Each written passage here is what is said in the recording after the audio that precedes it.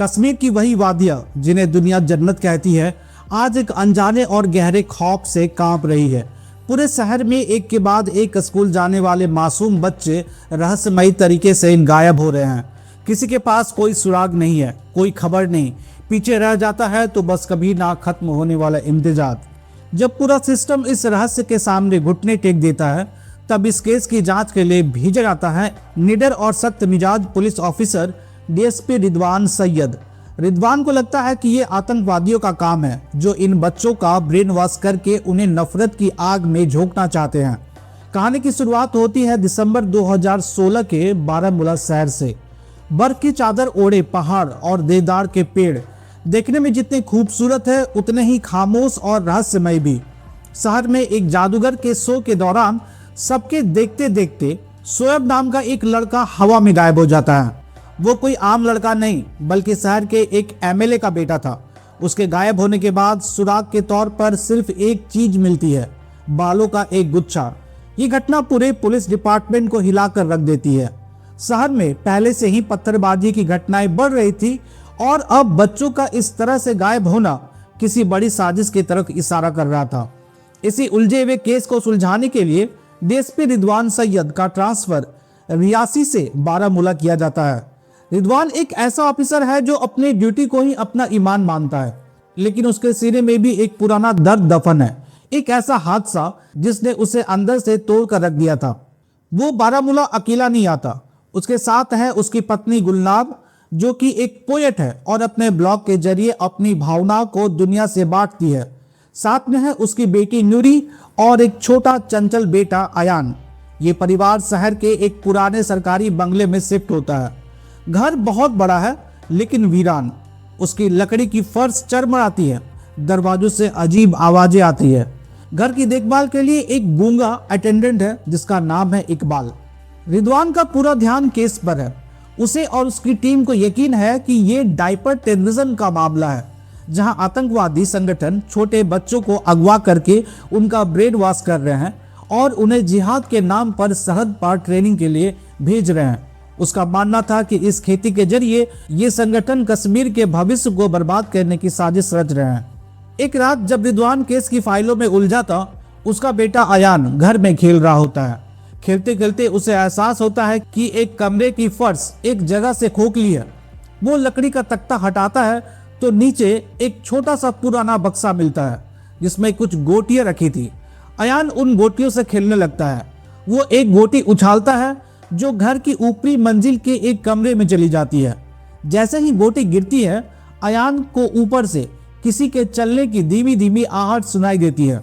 वो आवाज का पीछा करते करते एक बंद कमरे के दरवाजे तक पहुंच जाता है।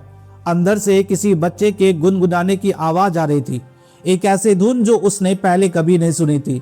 इससे पहले कि डरा हुआ अयान दरवाजा खोलने की कोशिश करता, गुल्लार उसे खाने के लिए आवाज लगा देती और वो नीचे चला आता है।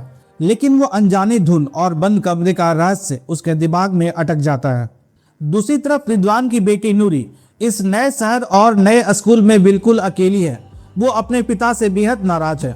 स्कूल में वो अपने पिता को पिता कहने से भी इनकार कर देती है, क्योंकि वो उन्हें एक साल पहले रियासी में हुए एक हादसे का जिम्मेदार मानती है। उस हादसे में रिदवान के हाथों गलती से एक मासूम बच्चे की जान चली गई थी, जो नूरी का दोस्त था। इस घटना ने बाप बेटी के रिश्ते में एक गहरी खाई खोद दी थी, जिसे भरना अब नामुमकिन सा लग रहा था। अपनी इस तन्हाई में नूरी को सोशल मीडिया पर खालिद नाम के एक लड़के की फ्रेंड रिक्वेस्ट आती है, जिसे वो स्वीकार कर लेती है। वो नहीं जानती थी कि खालिद भाईजान नाम के एक लीडर के लिए काम करता है और उसका काम ही नूरी जैसे अकेले और नाराज बच्चों को ढूंढकर उन्हें अपने जाल में फंसाना है। अब कहानी दो पटरियों पर एक साथ दौड़ने लगती है। एक तरफ रिदवान दिन में शहर में गायब हो रहे बच्चों के रहस्य को सुलझाने में लगा है, तो दूसरी तरफ उनका अपना परिवार रात में उसी घर के अंदर एक अनजाने खौफ का सामना कर रहा है। घर में अजीबोगरीब घटनाएं बढ़ने लगती है। गुल्लार को अलमारी में रखी तेल की बोतल अपने आप गिरती हुई दिखती है। नूरी को घर में एक कुत्ते की अजीब सी गंध महसूस होती है, जबकि घर में कोई कुत्ता था ही नहीं। उसे शक होता है कि यह गंध उसी बंद कमरे से आती है जहां इकबाल चुपके से खाना रखने जाता है। जैसे जैसे रिदवान की जांच आगे बढ़ती है, मामला सुलझने के बजाय और भी उलझ जाता है। उसे पता चलता है कि जितने भी बच्चे गायब हुए हैं वो सभी हाल ही में थोड़े बदल गए थे। वो अपने दोस्तों से लड़ने लगे थे, उन्हें काफिर बुलाने लगे थे और किसी अनजान शख्स के असर में थे। रिदवान को गायब हुए लड़के शोएब की टीचर जनाब से पता चलता है कि शोएब अपने एक दोस्त उस्मान को काफिर कहता था। जनाब, जो खुद एक आतंकवादी की बीवी रह चुकी थी, रिदवान पर तंज कसती है। बच्चे जो देखेंगे वही तो सीखेंगे। ये बात रिदवान को तीर की तरह चुभ जाती है।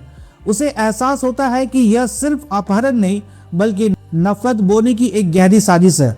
इसी बीच शहर में एक और लड़का फैजल पत्थरबाजों की भीड़ से भागते हुए गायब हो जाता है।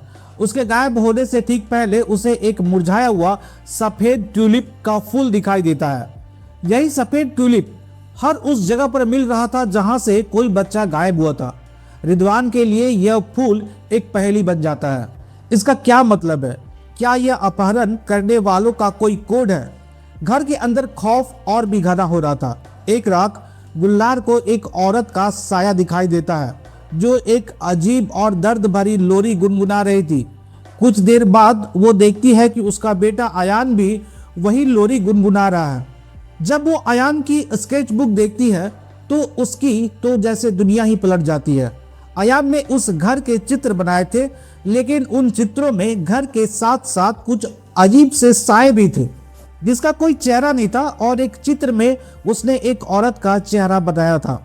गुल्लार समझ जाती है कि इस घर में कुछ तो गड़बड़ है। वो रिदवान को इन घटनाओं के बारे में बताने की कोशिश करती है, लेकिन रिदवान इसे उसका वहम मानकर टाल देता है। उसका मानना था कि नए माहौल और केस के तनाव की वजह से गुल्लार ऐसा सोच रही है। दोनों के बीच इस बात को लेकर बहस होती है। गुल्लार को महसूस होता है कि ड्यूटी के बोझ तले दबा उसका पति अपने ही परिवार के डर को देख नहीं पा रहा है। उधर खालिद धीरे धीरे नूरी को अपने काबू में कर रहा था। वो उसे कश्मीर की आज़ादी और उसके पिता के जुल्म की झूठी कहानियां सुनाता है। वो नूरी के मन में उसके पिता के खिलाफ और जहर घोलता है। नूरी, जो पहले से ही अपने पिता से नाराज थी, खालिद की बातों में आने लगती है। खालिद उसे एक वीडियो बनाने के लिए मना लेता है जिसमें नूरी कहेगी कि वो कश्मीर की आज़ादी के लिए अपनी जान कुर्बान करने को तैयार है। नूरी अपनी भावनाओं में बहकर यह वीडियो बना लेती है, ये जाने बिना कि वो एक खतरनाक खेल का मोहरा बन चुकी है। लेकिन कहानी में असली मोड़ तब आता है जब खालिद और उसका सीनियर जुनैद नूरी को अगवा करने का प्लान बनाते हैं, लेकिन उनके पहुंचने से पहले ही नूरी खुद गायब हो जाती है। उसके कमरे से भी पुलिस को वही सफेद ट्यूलिप मिलता है। अब रिदवान का सामना उस सच्चाई से होता है जिससे वो अब तक भाग रहा था। कहानी अब एक ऐसे मोड़ पर आ चुकी थी जहां एक पिता का दर्द, एक ऑफिसर की ड्यूटी और एक घर का अलौकिक रहस्य तीनों आपस में उलझ गए हैं। और इन गायब होते बच्चों और घर में मौजूद सायों का आपस में क्या कनेक्शन है, यह जानने से पहले अगर आपको यहां तक की कहानी पसंद आ रही है तो वीडियो को लाइक करना और हमारे चैनल को सब्सक्राइब करना मत भूलिएगा। अब बढ़ते हैं आगे और खोलते हैं बारामूला का सबसे गहरा और खौफनाक राज। अपनी बेटी के गायब होने के बाद रिदवान पूरी तरह टूट जाता है। उस पर अपनी ड्यूटी और एक पिता होने की जिम्मेदारी का पहाड़ टूट पड़ता है। इसी बीच गुलनार, जो अब तक चुपचाप सब सह रही थी, घर के रहस्यों को खुद सुलझाने का फैसला करती है। उसे यकीन हो जाता है कि नूरी के गायब होने का कनेक्शन इसी घर से है। एक रात जब वो घर की तलाशी ले रही होती है तो उसे अपने कमरे की एक अलमारी के पीछे एक छिपा हुआ दरवाजा मिलता है। वो दरवाजा एक छोटे से धूल भरे पूजा घर में खुलता था। दीवार पर सिंदूर के निशान थे और एक कोने में कुछ पुरानी तस्वीरें और बच्चों के खिलौने पड़े थे। गुल्लार समझ जाती है कि इस घर में कभी एक हिंदू परिवार रहता था। ये सारी बातें जब वो अपने पति को बताती है तो वह उस पर विश्वास नहीं करता। उसके घर की देखभाल करने वाला हर रोज एक खाली कमरे में किसी के लिए खाना लेकर जाता था। एक दिन गुल्लार उसके पीछे जाती है और उसे पूछती है कि तुम ये खाना किसके लिए लाते हो। पहले तो वो बहुत डर जाता है, फिर कहता है कि ये एक रिवाज है, अगर मैं ऐसा नहीं करूं तो मुझे नींद नहीं आती और बेचैनी बनी रहती है। तभी अचानक प्लेट से खाना गायब हो जाता है और वहाँ एक काला साया दिखाई देता है। लेकिन गुलनार डरती नहीं है। वो उससे कहती है, प्लीज मेरी मदद करो, मेरी बेटी को ढूंढ लाओ। तब वो साया उसे एक दृश्य दिखाता है जहाँ सभी गायब हुए बच्चे होते हैं। उनमें नूरी भी होती है, लेकिन वो चुपचाप बैठी रहती है, कुछ बोलती नहीं। तभी अचानक सब कुछ गायब हो जाता है। ये सब बातें गुलनार रिदवान को बताती है, लेकिन वह फिर भी विश्वास नहीं करता। तब गुलनार कहती है कि उसे पता है कि अगला बच्चा कौन गायब होगा। वह रिदवान को उसी कमरे में ले जाती है। इस बार वो साया उनके बच्चे के अंदर प्रवेश कर जाता है। बच्चा अपने सिर को खुरचने लगता है और कहता है, हमारे साथ धोखा हुआ है। यह सब देख के रिदवान को यकीन हो जाता है कि इस घर में सच में कुछ अजीब और डरावना है। ठीक उसी वक्त जनाब, शोएब की टीचर, रिदवान से मिलने उनके घर आती है। जैसे ही जनाब दरवाजे पर पहुंचती है, अयान के शरीर से वो आत्मा निकल जाती है और वो बेहोश हो जाता है। गुलनार को यह समझ नहीं आता कि जनाब के आने से ऐसा क्यों हुआ। दूसरी तरफ रिदवान को अपनी जांच में एक बड़ी कामयाबी मिलती है। उसे खालिद पर शक होता है और वो उसे पकड़ लेता है। पूछताछ के दौरान खालिद टूट जाता है और सब कुछ उगल देता है। वो बताता है कि वो भाईजान नाम के एक लीडर के लिए काम करता है, जिसे किसी ने देखा या सुना नहीं है, बस उसकी आवाज़ में हुक्म आते हैं। उनका मकसद बच्चों को बहला फुसलाकर उन्हें जिहाद के लिए तैयार करना और पाकिस्तान भेजना है, जिसे वो खेती कहते हैं। वो यह भी कबूल करता है कि उसका अगला निशाना जुनैद का अपना भांजा यासिर था। खालिद के पकड़े जाने की खबर फैलते ही उसके समर्थन में लोग पुलिस स्टेशन के बाहर हंगामा करने लगते हैं। अब रिदवान के सामने तस्वीर साफ होने लगती है। एक तरफ आतंकवादियों का नेटवर्क है जो बच्चों को निशाना बना रहा है, और दूसरी तरफ सप्रू परिवार की आत्माएं जो शायद उन बच्चों को बचाने की कोशिश कर रही है। सफेद ट्यूलिप जो अब तक एक रहस्य था, अब एक प्रतीक की तरह लग रहा था। ये फूल सप्रू परिवार की आत्माओं का निशान थे, जो उन बच्चों को आतंकवादियों के चंगुल में पड़ने से पहले ही उन्हें किसी तरह गायब कर रही थी। कहानी अब अपने क्लाइमेक्स पर पहुंचती है। जुनैद, जो खालिद के पकड़े जाने और अपने भांजे यासिर को निशाना बनाने के हुक्म से बौखलाया हुआ था, यह मान लेता है कि रिदवान ने ही सारे बच्चों को कहीं छुपा रखा है। बदला लेने के लिए वो अपने साथियों के साथ रिदवान के घर पर धावा बोल देता है। वही घर जो दशकों पहले एक कत्ले आम का गवाह बना था, एक बार फिर गोलियों और चीखों से गूंज उठता है। घर के अंदर रिदवान और गुलनार अपने बेटे अयान को बचाने के लिए आतंकवादियों से लड़ रहे होते हैं। लड़ाई के दौरान रिदवान की आंखों के सामने जैसे इतिहास खुद को दोहराता है। उसे धुंधले दृश्यों में 1990 की वो रात दिखाई देती है जब सप्रू परिवार पर हमला हुआ था। उसे मानसी और ईला की चीखें सुनाई देती है। उसे कमलानंद का बेबस चेहरा दिखाई देता है।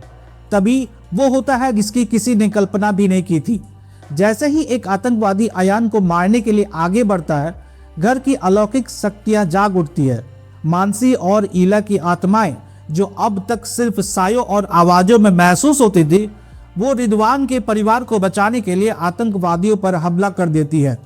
एक एक करके वो जुनैद के सारे साथियों को खत्म कर देती है। अब पीड़ित आत्माएं ही रक्षक बन गई थी। आखिर में सिर्फ जुनैद बचता है। वो भागने की कोशिश करता है, लेकिन रिदवान उसे पकड़ लेता है। एक उसी समय गुलनार के शरीर में मानसी सप्रू की आत्मा प्रवेश कर जाती है। जुनैद रिदवान से बचने के लिए टीचर जनाब को पकड़ के उसके सिर पर बंदूक रख देता है, जो हंगामे के बीच वहां पहुंच गई थी। वो रिदवान को धमकी देता है कि वो जनाब को मार देगा, नहीं तो उसे जाने दिया जाए। इससे पहले कि रिदवान को फैसला लेता, मानसी की आत्मा जो गुलनार के शरीर में थी, जनाब को गोली मार देती है। यह देखकर रिदवान और जुनैद की आंखें फटी की फटी रह जाती है। अगले ही पल रिदवान मौका देखकर जुनैद को भी गोली मार देता है और सारे हंगामे का अंत कर देता है। रिदवान को समझ नहीं आता कि मानसी की आत्मा ने एक बेगुनाह टीचर को क्यों मारा। जब वो जनाब के पास जाता है तो उसे एक चौंकाने वाली सच्चाई पता चलती है। जनाब के कपड़ों के नीचे एक रिकॉर्डर छिपा हुआ था, जिसमें से भाईजान की आवाज आ रही थी। जनाब ही भाईजान थी। वो अपने आतंकवादी पति की मौत का बदला लेने के लिए और कश्मीर में नफरत फैलाने के लिए बच्चों का इस्तेमाल कर रही थी। मानसी की आत्मा ने उसे पहचान लिया था, क्योंकि जनाब उन्हीं हमलावरों में से एक थी जिन्होंने 30 साल पहले उसके परिवार को बर्बाद किया था। अतीत का सबसे बड़ा गुनहगार आज वर्तमान में सजा पा चुका था। जुनैद और जनाब के मारे जाने के साथ ही बच्चों को ब्रेन वॉश करने वाला आतंकवादी नेटवर्क खत्म हो जाता है। सप्रू परिवार को आखिरकार इंसाफ मिल जाता है। जैसे ही उन्हें न्याय मिलता है, उनकी आत्माओं को शांति मिल जाती है और वो उस घर को हमेशा के लिए छोड़कर चले जाते हैं। जिन बच्चों को उन्होंने अपने सुरक्षा में रखा था, वो सब अपने अपने घरों में सही सलामत लौट आते हैं, जिनमें नूरी भी शामिल थी। रिदवान और नूरी फिर से मिलते हैं। इस पूरे हादसे ने नूरी को एहसास करा दिया था कि उसके पिता ने जो भी किया वो उनकी ड्यूटी का हिस्सा था। वो अपने पिता को गले लगा लेती है और सालों से बाप बेटी के बीच जमी बर्फ पिघल जाती है। सैयद परिवार जो एक टूटे हुए रिश्ते के साथ इस घर में आया था, अब एक साथ था, पहले से कहीं ज्यादा मजबूत। तो दोस्तों, ये थी बारामूला 2025 की पूरी कहानी। ये फिल्म हॉरर, सस्पेंस और इमोशन का एक ऐसा मिश्रण है जो आपको अंत तक बांधे रखती है। आपको इस कहानी का कौन सा हिस्सा सबसे ज्यादा असरदार लगा? अगर आप भविष्य में भी ऐसे फिल्मों की कहानियां देखना चाहते हैं तो चैनल को सब्सक्राइब करना और बेल आइकन को दबाना ना भूलें। मिलते हैं अगली कहानी के साथ। इस वीडियो को देखने के लिए आप सभी का बहुत बहुत धन्यवाद।